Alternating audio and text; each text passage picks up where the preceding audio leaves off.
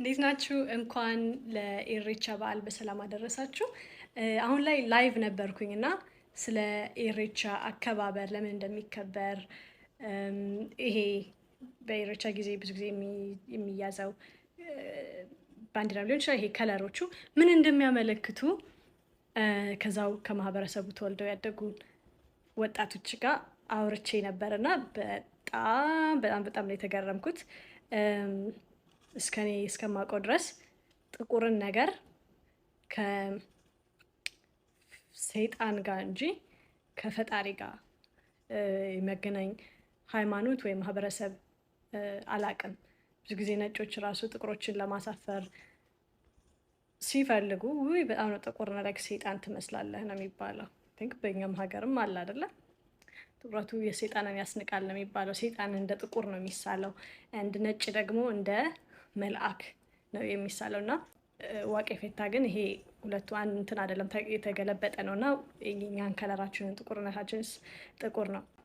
ይህ ደግሞ የእነሱ ኤክስፕላኔሽን ደግሞ ምንድን ነው?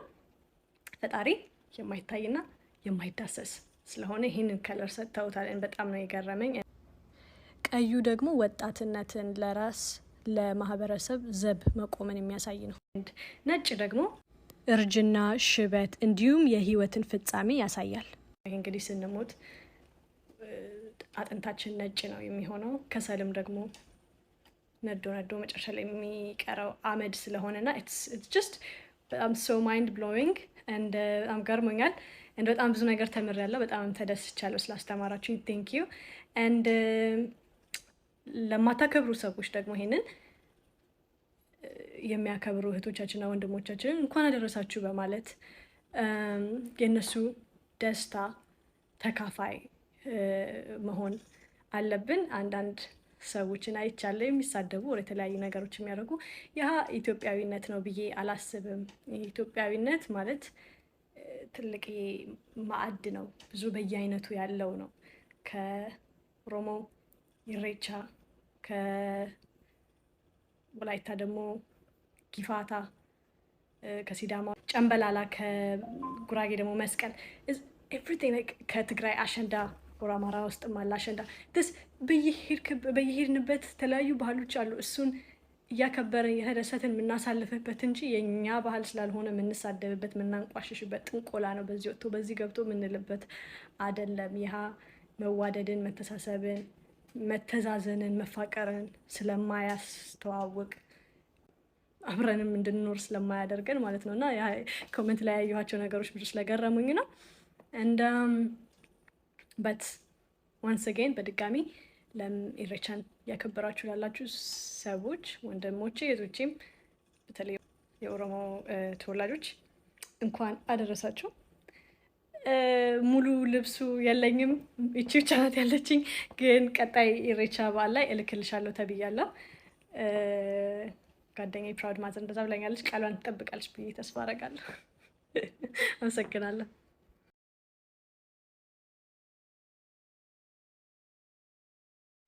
አብሳላት እኔ በእርግጥ ምንም የሞከርኩት ነገር የለም፣ ግን አንድ ሰው እንደዚህ ውጥንቅጣችሁን ታጥፋችሁ እኔ የገረመኝ ነገር ሐኪም ቤቶች ሁላ ወደ ፔንሲዮን ለመሆን እንግዲህ ውል እየተፈራረሙ ነው አሉ። እንግዲህ በእሷ ሕክምና ዙሪያ ላይ እሷ ለሁሉም እንግዲህ መድኃኒት እየሰጠች ነው። እኔ እያሳቀኝ ነው የምናገረው። ብዙዎቹ በቃ ቢዚ ሆናችኋል እንዴ! እሳቱም ውሃውም ይኸውልህ፣ ወደ ፈለግከው እጅህን ስደድ። ሰው እዛ የጠንቋይ ቤት እግር ጣቢ እየጠጣ ዳንኩ እያለ ሰው እያሳሳተ አብሮ የሚጠፋል አይደል እንዴ? የተባልከው ቁርፉት ገለመሌ በቃ የምታውቀው ነገር ነው እየጠራችን ላይ ያለው። ከተመቸ ተመቸ ነው። በፊት ባህር ዛፍ ታጠኑ ሲባል እናውቃለን። ብዙ ባልከታተላትም የእኛ እንደዚህ ቢዚ መሆን ነው የገረመኝና በቃ የተመቸኝን ነገር ተጠቀም። ከተመቸ ነው ከቻልክ ዳም ሌዝቢያን ነች፣ ግብረ ሰዶም ነች፣ አጣፋሪስ ነች፣ አፍዛ ደንግዝ ነች ገለመሌ ከምትል ከቻልክ ጸልይ፣ ከቻልክ ንስሐ ግባ፣ ቅዱስ ቁርባን ወደ የእምነት ተጠጋ፣ እግዚአብሔርን ለምን። ከተመቸ እሷን ነገር ተጠቀም። ፎቅ ሰርተው ሐኪም ቤት የሆኑት ሁሉ አሁን በቃ ፔንሲዮን ሊሆኑ ነው አሉ። ብዙዎቻችሁ እኔ ግርም ያለኝ ሳይ ስለ አብሳላት ሳሳልፍ ስለ አብሳላት የሚሰጥ ነገር ሀሳብ ምናምን እንዲህ ውጥንቅጣችሁ የጠፋው እኔ አላቅም። የፈለገችውን ትበል፣ በቃ የሶሻል ሚዲያ ነው። በቃ ወጥታለች። ማንኛውም ሰው ፊቱን አጋልጦ ወጥቷል አይደለ? በቃ በፊት ማህተብ አርግታለች፣ አሁን አላረገችም። በቃ አንተ አጥብቀ ማህተብህን ያዝ። የፈለገችውን ትሁን እሷ። ሺ ዊ ዚ ቺ ምናምን ቺ ቻ ቼ ች ቾ የፈለገችውን ትበል። በቃ ግብረ ሰዶም ነኝ አስፋፉልኝ አላለች። መድኃኒቱ ጠቅሟል፣ ተጠቀሙ። የጠቀመኝ ይጥቀማችሁ። ለእንደዚህ አይነት በሽታ ይሄ በቃ አይደል እንዴ? መቼስ ቅጠሉ ላይ የመናፍስትን የርኩስ መንፈስ ስም ጠርተክ ድገሙና ወይ ደግማችሁ እንደዚህ ያለታችሁ አላለች። በየቦታው እዚህ ሳሩን ማሱን እየመተቱ እንትን የሚደግሙ አሉ አይደል እንዴ? እነሱ ለምን እንትን አትሉ? አሁን ንጹህ ነገር የተናገረችው በእንደዚህ ውሃ በእንደዚህ ብርን ከስከሰ መድኃኒት እየዋጥክ እዚህ ሌላ ወሬ ተወራላችሁ እንዴ? ከተመቸ ተጠቀም፣ ካልተመቸ ጸልይ፣ ስገድ፣ ጹም፣ አስራት መባህን ዝክሬን ስጥ፣ ዳን። በቃ ሌላ ነገር አታውሩ። ሰላሙ ነው። አቡ ይሄንን ዲቶክስ የምትዩን ፕሮሲጀር በአውሮፓ ከብዙ ዘመን በኋላ መልሰው ያመጡትና የሚጠቀሙት የግብረ ሰዶም ኮሚኒቲ። እሺ እንግዲህ ብዙ ነገሮች ነው የሚባሉት። አሁን ደግሞ ዲቶክስ ከግብረ ሰዶማዊነት ጋር ተያይዞ ቀርቧል። ይሄ ሰው ዩቲዩብ ላይ ነው የሰራው። ይሄን ቪዲዮ ለ13 ደቂቃ የረዘመ ቪዲዮ ነው። ስለዚህ እኔም ዩቲዩብ ላይ መልስለት ነገር ይሆናል። ነገር ግን ይሄ ቪዲዮ ቲክቶክ መንደር ላይ ስለደረሰ ትንሽ ሀሳቤን ልስጥ ብዬ ነው እዚህ ጋር። ዲቶክስ ወይም ደግሞ አንጀት ማጠብ፣ የአንጀት ቆሻሻ ማስወገድ በጨው በውሃና በሎሚ ተደርጎ የሚጠጣው እኔ ያስተማርኩት እንደዛ ነው። እሱ ደግሞ ካልሆነላችሁ ወይም ካልሰራላችሁ ሰነመኪን መሞከር ይቻላል።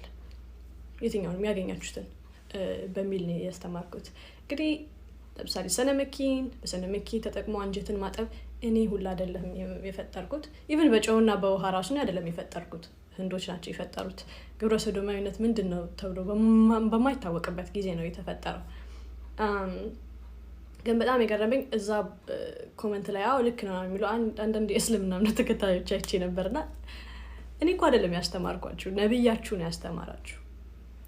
ፕሮፌት መሐመድ ፒስ ቢ አፖን ሂም፣ እሱ ነው ሰነመኪን ተጠቅማችሁ አንጀታችሁ እንድታጥቡ የተናገረው አይደለ? እኔን ራሱ ስለ ሰነመኪ ያስተማሩኝ የምወዳቸው የማከብራቸው የእስልምና እምነት ተከታዮች እህትና ወንድሞቼ ናቸው። ስለዚህ ይሄ ሰው እንግዲህ የነቢዩን አስተምሮት ነው ግብረ ሰዶምን ያስፋፋል እያለ ያለው። እንግዲህ እኔ የፈጠርኩት መስሎት ወይ የኔን ስም ለማጠልሸት ፈልጎ ማለት ነው። ግን ሄዶ እየተላተመ ያለው ከትልቅ አስተምሮት ጋር ነው እና የሚመስለው ምንድነው ሌን ሊያንቋሽሹ፣ ሌን ሊሰድቡ እና ደግሞ ብሎም ዲቶክስ እንዳያደርግ ህዝቡን ሊያስቆሙ ብዙ ሞክረዋል። ዶክተሮችም ሊሆን ይችላል። ምንም ጥቅም የለውም ወይ ኤሌክትሮላይታችሁን ታጣላችሁ በሚሉ ብዙ ነገር እንድ ህዝቡ አልሰማም ሲልና የሚጠቅመውን እየለየ ሲሄድ አሁን ደግሞ ግብረ ሰዶማዊነት ነው ቢካዝ ያቺ ናት አንድ ነገር ህዝቡ የሚፈራት በማለት ማለት ነው።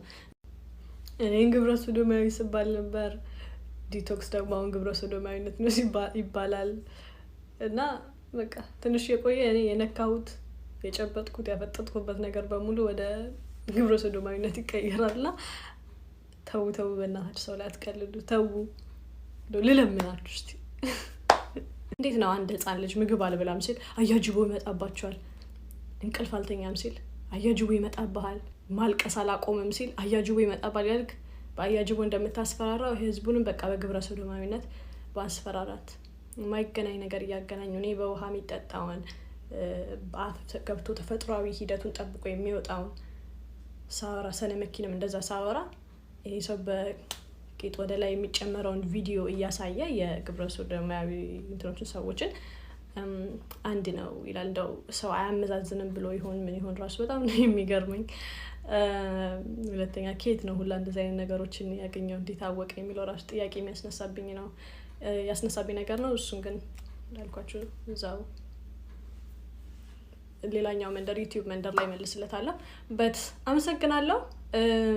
እንደዚህ አይነት አሉባልታ ወሬዎች ሰምታችሁ ጤናችሁን ከመጠበቅ ወደ ኋላ አትበሉ። ኦኬ ሁሉ እንትን አልገባኝም። ምንድነው ቆሻሻችን አይወጣንም? ቆሻሻችን አብሮ አደግ ቆሻሻችን እንዲለየን አንፈልግም። በጣም ነው የምወዳችሁ። ግን መዳረቁ ቀጥሏል።